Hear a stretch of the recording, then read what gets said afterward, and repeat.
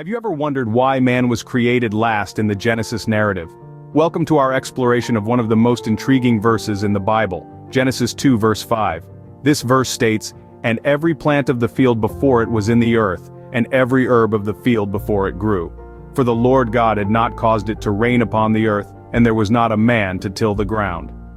It's a verse that's packed with symbolism and profound implications, and yet it often goes overlooked. Why did God, in his infinite wisdom, choose to create man after the earth and all its plants and animals? What does this tell us about our role and place in the world? These are questions that have puzzled theologians, scholars, and spiritual seekers for centuries. Today we delve into the depths of Genesis 2 verse 5 to uncover its profound meanings. Genesis 2 verse 5 states, "Now no shrub had yet appeared on the earth and no plant had yet sprung up, for the Lord God had not sent rain on the earth and there was no man to work the ground." This verse paints a picture of the earth before the creation of humanity. It's an image of a barren world, devoid of life as we understand it. The earth, as described here, is a blank canvas, a stage set for the grand drama of creation that's about to unfold. Let's delve deeper into this verse. Notice the absence of shrubs and plants. This absence is significant because it signifies a world not yet ready for mankind. In the Bible, vegetation often symbolizes life and prosperity. Without it, we get a sense of an incomplete world, a world needing something or someone to cultivate it. Then, there's the absence of rain. In biblical times, rain was seen as a blessing from God, a gift that brought life to the land. It's no coincidence that God had not yet sent rain on the earth. It underscores the fact that the earth was still under construction, a work in progress. The final part of the verse tells us there was no man to work the ground. This is crucial. It introduces the role that humanity is about to play in this narrative. Man is not merely a passive recipient of creation, but an active participant. Man is destined to work the ground, to interact with and shape the world around him. In this verse we see a world waiting in anticipation. It's waiting for the rain, the symbol of God's blessing. It's waiting for the shrubs and plants, the symbols of life and prosperity. And most importantly, it's waiting for man, the steward of God's creation. The barren earth awaiting both rain and man sets the stage for a deeply symbolic narrative. The verse continues, "And there was no man to work the ground." This part of Genesis 2 verse 5 brings to the forefront a thought-provoking concept.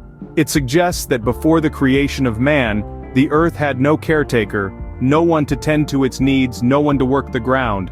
This is a profound idea because it proposes that man was created not merely as an act of divine will, or for the purpose of worship, but rather as a response to the earth's need for a steward. This speaks to us about man's inherent responsibility and connection to nature. The earth was there before us, teeming with life and beauty, yet it needed a caretaker, a steward, a worker, and so, man was created. This is a powerful reminder that our existence is deeply intertwined with the natural world. We're not just inhabitants of this planet, we're caretakers, stewards, workers. This interpretation can be seen as a call to responsibility. It's a call to remember our roots, to remember that we were created from the earth and for the earth. We are an integral part of this ecological system. We're not here to exploit or dominate, but to care for and nurture. Imagine if we lived with this perspective in mind. How different would our world be? Would we still engage in practices that harm our environment? Or would we work towards sustainable living, mindful consumption, and a more harmonious coexistence with nature? This verse, then, is not just about the creation of man, it's about our purpose, our responsibility, and our connection to the earth. It's about understanding that we're part of a larger ecosystem, and that our actions have consequences.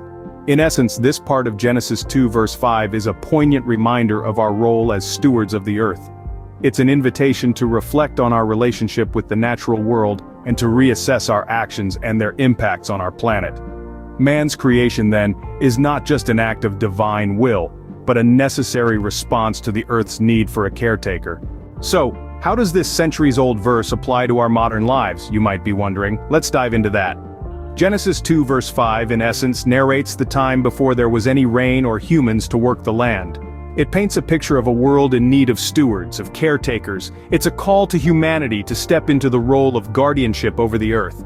Fast forward to the present day, and we see a world that is crying out for its stewards. Climate change, deforestation, pollution. These are just some of the challenges that our planet faces. Just as in Genesis, the earth needs us to step up and take care of it.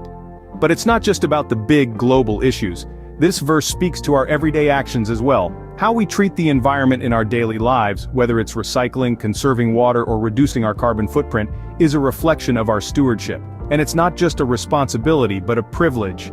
To be able to contribute to the preservation of this beautiful planet, to ensure that future generations can enjoy it as we have, is truly a gift. So the next time you see a piece of litter on the ground, or consider whether to recycle that plastic bottle, remember Genesis 2:5. Remember our role as stewards of the earth. Genesis 2 verse 5 then, isn't just a creation story. It's a call to action for humanity to care for our shared home. In our brief journey through Genesis 2 verse 5, we've uncovered profound truths about our relationship with the earth. We've dissected this ancient text, found its essence, and applied it to our modern world, revealing an enduring message of stewardship, balance, and respect. These texts, while ancient, continue to guide us, offering wisdom relevant to our lives today. Thank you for joining us on this exploration. Please subscribe to our channel for more thought-provoking discussions. Until next time, keep seeking, keep questioning, and keep growing.